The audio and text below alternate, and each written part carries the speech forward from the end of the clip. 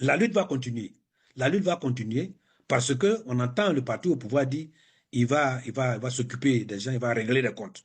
Mais ça aussi, c'est une façon de dire que vraiment on est dans une dictature. Des gens décident de marcher librement et on dit bon, je vais régler leur cas ou bien je vais régler leur compte. Ça, c'est pas normal. C'est trop dangereux pour la cohésion nationale et pour la suite de la liberté d'expression en Côte d'Ivoire. Donc voilà ce que moi je pourrais dire.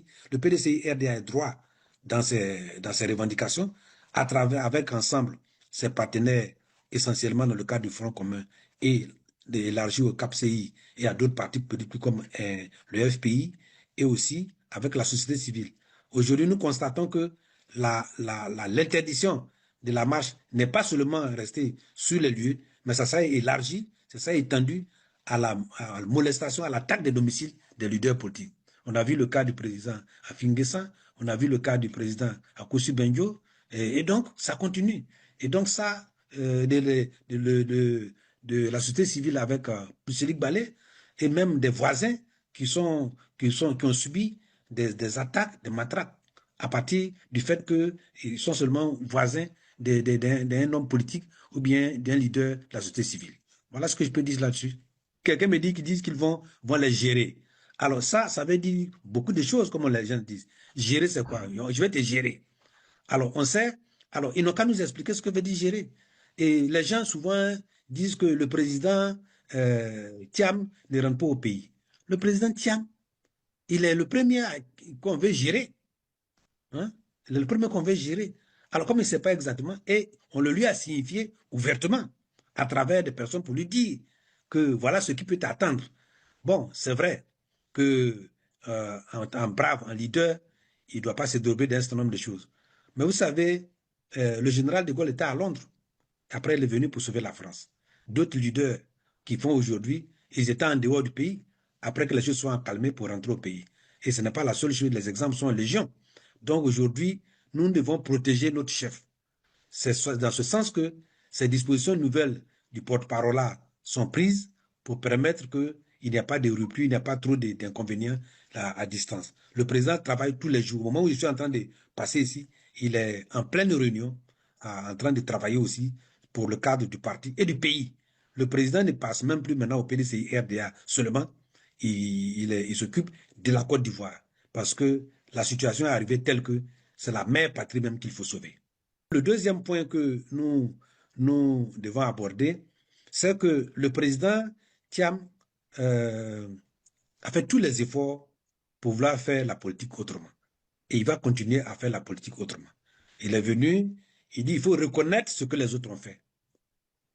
Chez nous, au village, on dit, quand tu vas aller au ciel, que tu portes les chaussures, tu as fait une partie du chemin. La construction de la nation est une œuvre de longue haleine. Chaque parti politique, chaque pouvoir a donné ce qu'il pouvait donner. Mais au bilan, la population doit juger. Et le président a dit, je fais la politique autrement, je reconnais, mais je pense qu'on peut faire mieux. Et le mieux, c'est nous. Il a dit, on ne faut pas d'insultes, pas d'invectives. Mais vous avez vu, pendant des mois, chaque dimanche, chaque jour, sur certains plateaux de télévision, Thiam est devenu l'homme qu'il faut abattre. On l'a même dit, on a dit, il ne paye pas ses impôts. On a dit, il est hors sol. On a dit, il a fait telle chose. On l'a même, à ce moment donné, insulté physiquement. On a même dit même que même s'il va sortir ses grands-parents, il ne sera pas, il ne peut pas gagner les élections. Tout cela, ça ne fait pas partie des règles de bienséance. Alors le président, à un moment donné, a dit qu'il n'avait pas affaire à des idiots et des imbéciles. Mais les gens n'ont pas compris. Ce que le président n'a pas voulu accepter.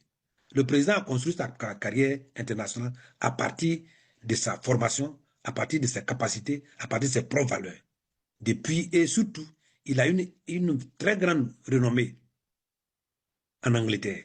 Et c'est là-bas que le parti au pouvoir a choisi à travers deux ministres, pas des individus, qui siègent au gouvernement, dont un porte-parole, pour aller le dénigrer, pour dire des choses qui ne sont pas vraies. Que le président était à la base du CNT, que le président a falsifié des faux documents.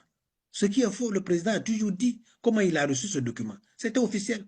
Et il a fait une déclaration à son temps pour condamner le CNT pour qu'il n'est pas dedans.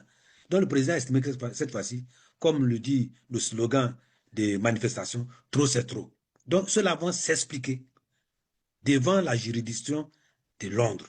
Parce qu'en Côte d'Ivoire, on sait que les juges sont souvent pas trop libres pour s'exprimer.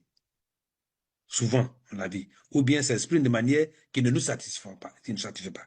Donc le président a dit, comme l'attaque a été faite sur le territoire de UK, alors j'ai fait la plainte là-bas. Donc le président a fait la plainte.